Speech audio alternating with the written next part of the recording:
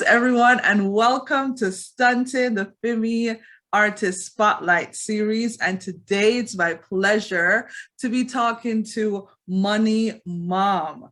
Now, Mon3y Mom is an artist, and she's actually a Fimi Genesis artist. So we're quite excited to have her on, and it's befitting that this is the first episode in Women's History Month, and we lead off with Mon3y Mom. So welcome to Stunting. How you doing today?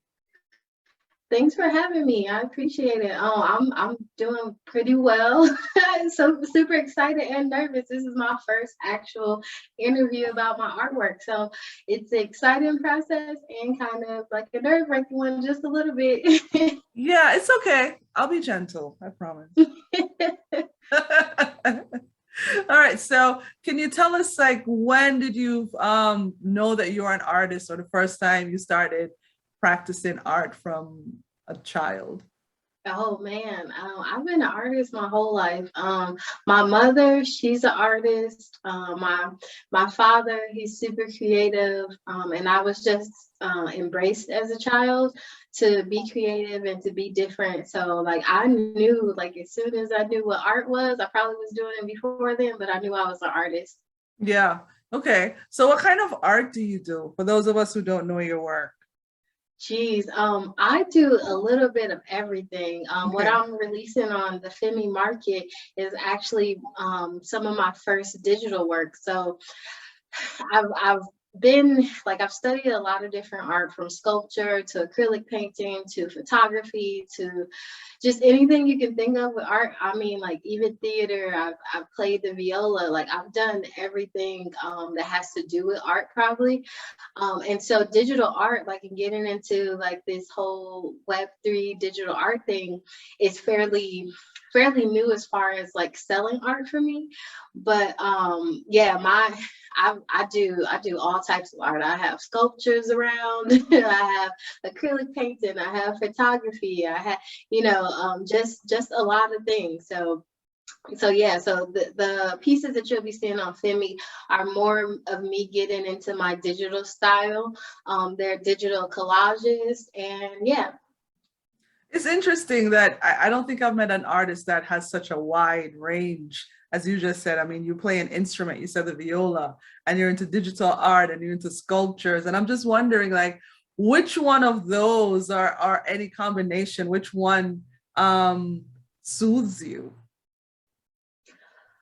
I say when I have time to really focus, it could be anyone, and it's kind of like my mood, how I'm feeling, Mm, what I'm able to do. Actually, digital art has been really easy to me recently because I'm a new mom. So I've been a mother for about a year and some months now, and so yeah. digital art is less mess. I can do it quickly. I can like sit in bed and like, draw up some digital art on my iPad. So that one has been pretty, it's been the most accessible, I say, like as of late. But when I get a chance to like actually do some acrylic painting or like create a sculpture, or even some regular drawing, some pencil drawing, like I enjoy it all. Like it's for me, like it's a getaway. Like it's therapy. It's not work. You know what I mean? So me selling my art is a big step for me, because a lot of my art has been personal, or I did do art instruction, and I've like held art classes and things like that, and I've given away pieces like personally, but I haven't like on a mainstream like sold my pieces. So this is a big step like forward for me as well, and something new. Like it's like me growing out of like, okay, I've only give these pieces to people who I know directly, and it has like a lot of meaning to me and to them, to okay, I'm open to selling it to collectors, and having like a kind of a fan base, so that's definitely different for me. So, well, as you alluded to, and as your, artist moniker, I mean, Mon3y Mom. So you're a new mom. So what is that like? That balance, of doing your art and spending rearing your child. So now what art looks like is kind of like a midnight snack. It's like when I can fit, you know, especially when it comes to painting and stuff like that. Because my son he's just so smart and he explores so much. And so me taking out paint, he's like, okay, Mom, it's time for us to paint. So a lot of my art now looks like painting with him, you know, or drawing with him, or you know, a lot of it is a lot of my creativity has been going towards homeschooling and my NFT education and teaching people. So yeah, like I said, my art process is more of a midnight snack right now for me, just until he gets a little bit older, and you know, I have a little bit more free time. Yeah, so that's that's really interesting. It looks like you say it looks like a midnight snack. Now, what quite a few people don't know on here, that Mon3y Mom is actually quite prolific in the crypto and the NFT space. So it was quite a nice surprise that we found out that you are also an artist, and you wrote an ebook, and I got a copy of that ebook, and it really helped me starting to learn about crypto, because I'm quite new into the space. Like I got into the space like late last year, and your book catapulted me into, you know, just getting knowledge on the ground floor. And I just wanted to talk to you about what's your views on the NFT space right now, you know, for those people who are looking, artists like yourself who are looking to get in, who just think, you know, it's a fad, or it's not even worth my time. Like, what advice would you have to give them, and what views do you have about the NFT space right now? Okay, so that the two-part question. So the first part, my views on the NFT space right now is I think that art, like you said, is an intro to a lot of people. So like getting people onboarded through the arts is an easy way to say like, hey, like this is how records are going to be. They're going to be tokenized, and it's going to be an NFT, like your medical records and your transcripts. And so getting people used to it by saying, hey, collect this piece of art, you know, or trade this piece of art, like, and showing that NFTs have value, and that that record has value, and the blockchains have value, and it being tied into cryptocurrency. I think it's kind of catapulting. That came out right. It's taking people in the direction of NFTs and Web3. And then it's also you know, it's kind of a comfortable place. Like people come together through the arts. Like culture is moved by art. So I think that the NFT space right now is definitely that. I do see a lot of people coming in like with not so great intentions, like as far as like the arts go. Like they're more into in it for like financial gain, which I totally understand that too. But like I would rather people be honest. So like that's one thing that I definitely push for.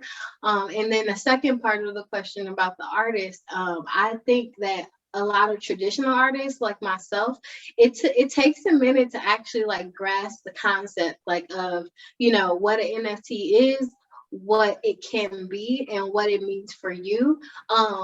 But I think if you're open to selling your art online, like prints and things like that, like it's an easy concept to kind of understand if you take the time and like are open to, you know, learning something new. But a lot of artists are looking like, okay, it's digital art and I'm not a digital artist. You know, maybe I'm a sculptor, maybe I'm an acrylic painter, and so like where do I fit in here? And they're not realizing that literally, you know, just take a picture of your artwork and, you know, tokenize it, turn it into an NFT, or sell that physical piece with the NFT attached, and it can like act like a receipt or something like that. And so it's I think it comes from either artists looking at it like really complex, or either just not really understanding like where they fit in the space.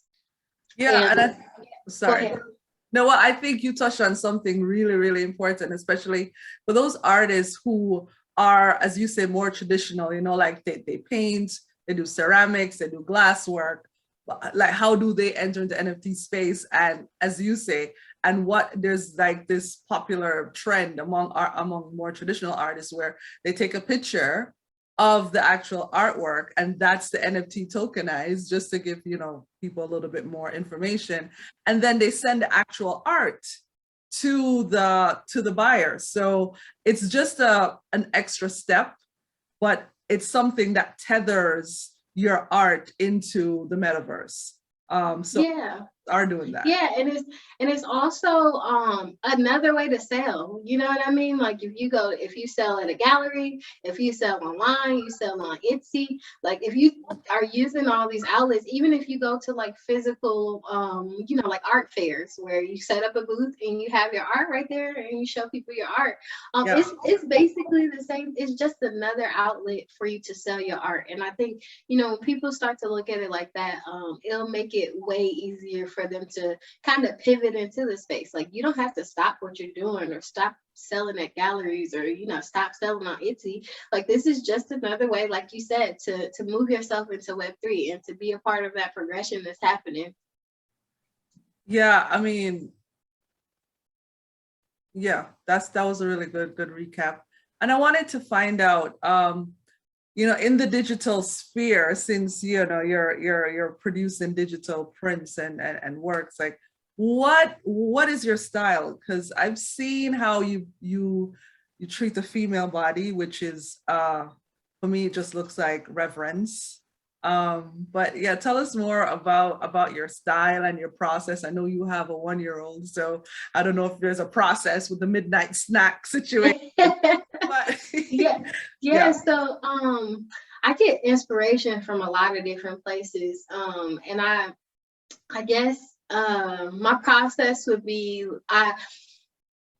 like I said, take inspiration from different places. So I might be on Twitter or Instagram, just like looking at all these amazing artists' work, and that may inspire me. Not necessarily a specific style, but the fact that these people are like producing this type of artwork, or they're producing, so many great pieces, and I'm like, oh yeah, like I need to do something, like, and then I just go and I create it.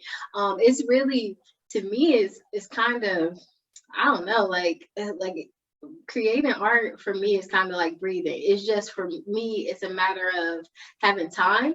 So a lot of my process is like scheduling and having time, and then using reference. And like you said, I a lot of my work, or a majority of my work, is inspired by the female body, and it's relative. I'm I'm a woman, I'm female, so it's something that I'm connected to. Have I done like abstract pieces, and like, are my sculptures they're a little bit different from my digital art and from my drawings. They're more, I guess, poetry inspired. So like it's like I say, it's numerous things that inspire me: music, poetry, like pictures of other people, like, and they can be like general pictures. Like if I see something beautiful, I might be inspired by it and create a piece. With my digital collages that we presented on Fimi Market, I basically, I got some inspiration from like adult industry workers. So I was really, I randomly, because I follow some of these people on Twitter, like for NFT like purposes. And I actually I was looking at the poses, and I'm just like, like these women are very sensual, like they are seductive, like they are owning their sexuality. And that really inspired me to create that collection. And then further, like I picked like patterns and textures in the collage. So like one part of my digital collages on Fimi is I actually drew the women's body. So like the women's body was inspired by nude models, and then the textures and the prints and the flowers, they're all of my own doing. Like like I'm all for nature and natural stuff. So I kind of incorporated that into the collages. I chose flowers because I was just into flowers at the moment. I'm like, I'm a gardener and stuff like that. So like all that is, that comes with it. But I was just like these cutouts of flowers. So they're basically like, I get a a picture of a bouquet or something like that, and I cut out certain flowers that I was attracted to, and then I just assemble them onto the piece. And so those will be layered on top of the texture. And like I said, it's just like my inspiration comes from so many different places, and my process is so different every time. And being that it's kind of like a midnight snack now, the process is a little bit different, but I'm just like, I'm just taking references throughout the day. And then at nighttime, once baby is asleep, that's when I'm able to do most of my work. I just go ahead and I create something. And that's basically how it's been going. And once, like, if the process is like it's really simple and it's flowing for me, I'll try to create at least 3 to 5 pieces, like using those same concepts, that same process, and just go with that. But you'll see, like, as more of my work is minted and I sell more of my work, that a lot of it is different. Like, it's not, even if I guess under my, even if the inspiration is the same, like, or, it's coming from the same artist, like, it can look like it came from many different artists. Like, a lot of my works, like, look like totally different. Like, I mean, like, I don't know. This is how I was feeling. Like, this is technique that I was trying. And so yeah. That's yeah, that's wonderful. And I wanted to, you touched on adult workers and that you drew inspiration from that, and women owning their bodies. I was reading something some time ago about the metaverse is supposed to be the space where all are equal and we don't take our prejudices and whatever is in the real world, it shouldn't be happening there. And there was this article that talked about how women and their avatars were being abused in the metaverse. And it just, it was so disheartening to read that, even though, it's your avatar, it's not happening to you. But there was this story of a woman saying that, she was in a game, and a male character came and just like ejaculated. Yeah. Oh my goodness. And nothing really happened, because these companies now, they're not there yet. Or are we naive in thinking that, like, women and our sexuality and owning that in this metaverse, like, what is happening? Like, will we still have to deal with the same bullshit that we in the real world? And I think as women in the space, in the metaverse, especially you as an artist, it's a real concern for us, So I just want for sure. I don't know if you were finished or not. Sorry. Yeah, no, it's fine. Yeah, go ahead.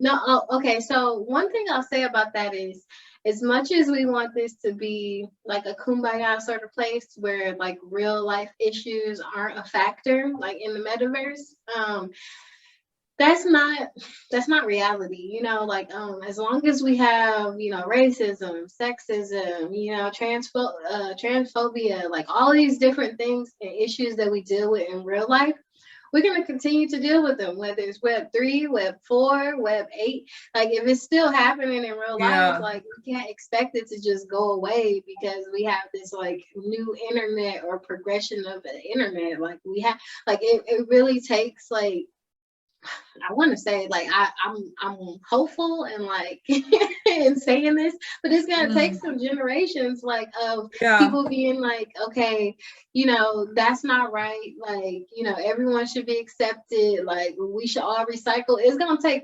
generations of like us instilling that in our children, for it to really come to pass. Like, I mean, we have this expectation of the metaverse or Web 3 when, I mean, there's still people who were around for lynchings and, like all this like oppression that happened like in, on the islands and in Africa, and even to women, right? Like, even women not getting a fair pay, like that still hasn't happened. So like, you can't expect, just this like natural progression there, like when we haven't fixed in real life, like who like, in a sense, it's the escape that turns the metaverse into escapism instead of being a solution to, you know what I mean? Like a solution to what could be. Like it turns it into like, okay, I'm gonna go here to escape like what really is. Like you don't want Yeah. it to be that. You want us to be creating solutions for the future. So that's how I feel about that. And like as far as like women owning their sexuality and like owning themselves, like it doesn't have mean that you have to be naked all the time. It doesn't mean that, you know, you have to be, you know, just seductive or anything like that. Like you can own your sexuality just by being like proud that you're a woman, like proud that you can reproduce, proud, you know, like okay in your skin, like you'll be all right with your roles and you know, like your imperfections. Like that's all like owning your sexuality too. Because I think when people hear sexuality, they hear sex, and it's Right. you know, it just has to do with body parts and stuff like that. Like, but really, sexuality is being female, like being a woman. Like, so whatever that is to you, I think you should own it, and that's what owning, you know, owning your sexuality means to me, at least. You know, I know people have their different meanings of it. And like I said, like it's all my art is different. More of it is focused like on like the new genre. But I'm an artist, so like my perspective is a lot different than like the average person anyway. Like I've been drawing naked people since I've been in school. You know, like middle school, high school, college. Like I was in, you know, I was in new class, and it was okay because it's just like you're drawing anatomy, and you know, it wasn't really looked at as, you know, sexual or vulgar or anything like that. So like when you're an artist, you kind of have a different perspective of nudity to begin with. And so, you know, I can kind of I can relate to adult industry workers like in that sense, because I'm like, what they do is art. You know what I mean? Like what they provide is art. Like, and so that's been my whole connection with them is them moving into the NFT space, them owning, like having ownership over their content, over their photography, over their artwork, versus like being on OnlyFans or like being on these other like websites where you get paid like a minimum for this work, or you know, you're just not like reaching your full potential like when it comes to collectors.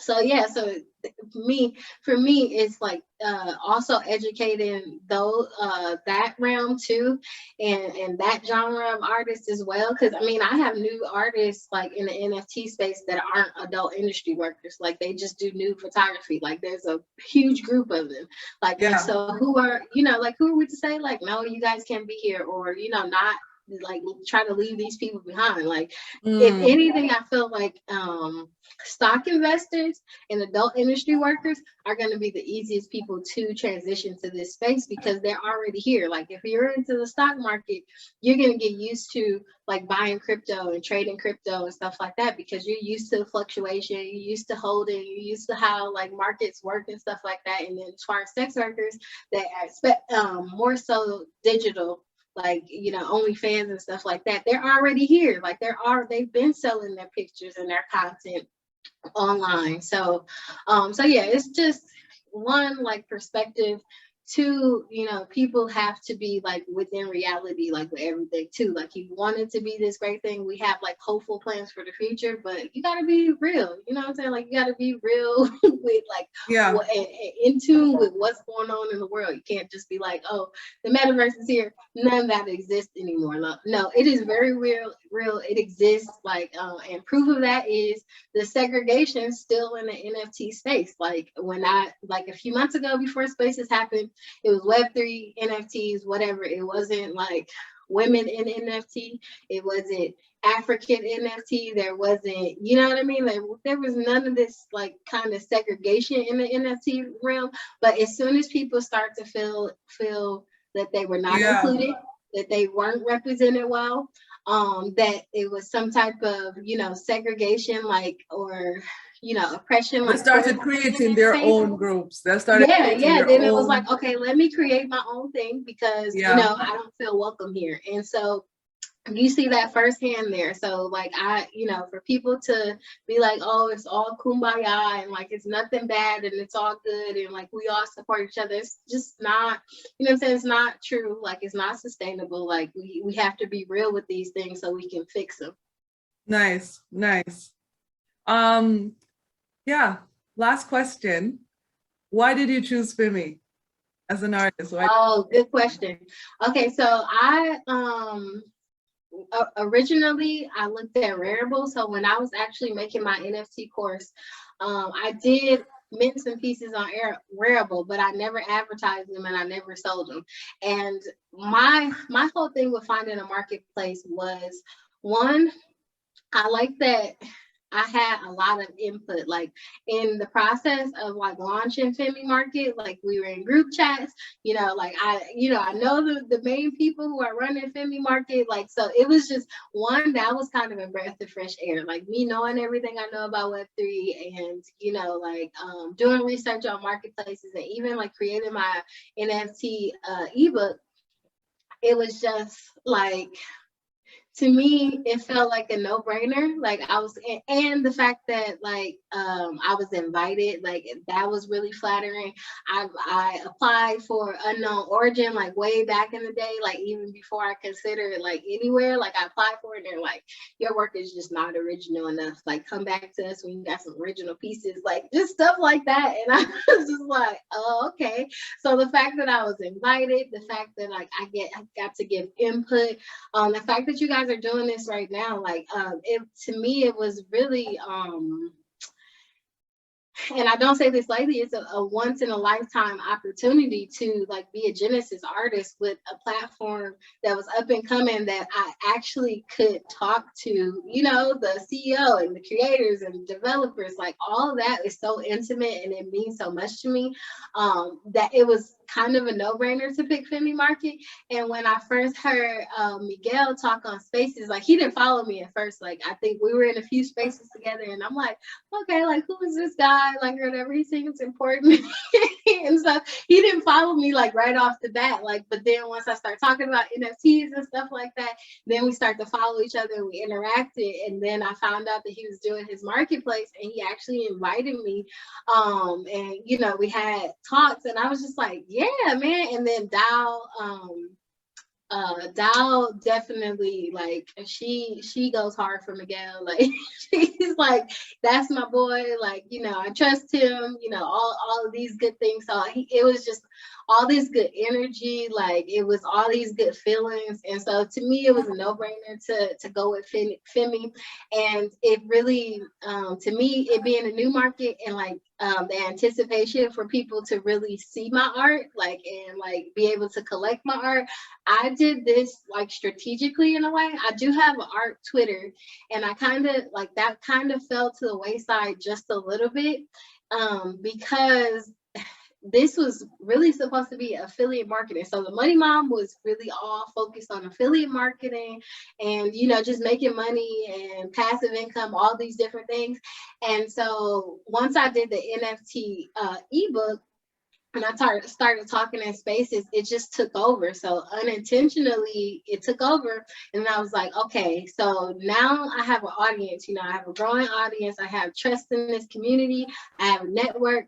I have to be really strategic when I do put my art out. I have to like have this network. I have to make these connections so that when I actually do it, I won't fail, because that would like totally crush my confidence. Yeah. Crush my confidence. Like if I didn't sell one piece, like I'd be so crushed. And so just putting it out there and putting it on any marketplace, I think I could do it, like, and they may sell, but like I have a way better chance like on Fimi, like with it being a new marketplace, with me being a Genesis artist, with me having all the support I have, and networking up to this point. So it, to me, like I picked Fimi because it was really a no-brainer. And like I said, the vibes, like the good vibes, the warm intentions from you all, like it was just a bunch of like just great things after another. Like I don't even think I have like anything negative like at this point to say like about the process or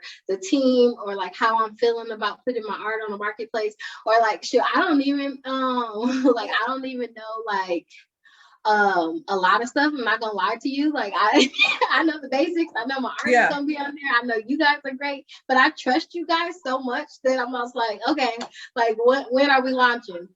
like, what do you guys need from me? And that's just a great feeling to have. Like, I don't feel on my own, like doing it. Like, Web3 is such an independent place, that, you know, you can do everything on your own, but then you do feel lonely. You do feel like where's the guidance? And that's why a lot of people, you know, support me and like love my ebook and like talking to me and stuff, because I'm open. Like, I'm willing to talk to people, like I'm willing to help people, and they don't feel so alone, like in this big space. And that's how I feel with Fimi Market. Like, I feel like, you know, even if I made the least amount of decisions, like I'm in good hands. And so, like I said, no brainer. You know, I mean, your support means so much, and it's very heartwarming to hear that. And it's not something that we take lightly, because, you know, we pride ourselves on being artist forward. And when the marketplace comes out, you're going to see it's going to be very user centric, because we know it's a new space. I mean, even though it's been out for a few years, we know it's a new space. We know people need a little bit of hand holding. So hearing you say that just actually like really warms my heart, because we're sitting in all these marketing meetings and we keep thinking about artists first, like what would the artist want? And to have you say that and the platform isn't launched, I could shed a tear. So. Yeah, well, and it's my people who started it. I'm not gonna lie. No, like I'm Puerto Rican, so like my people are from the Caribbean. And I just resonated a lot with it. And yeah, you guys are awesome. Like, I don't have to go on and on about it. Like, you guys are awesome. Like, none of your work and like your thought is gonna go in vain, because you got some awesome artists on your team. You have a great team. You have,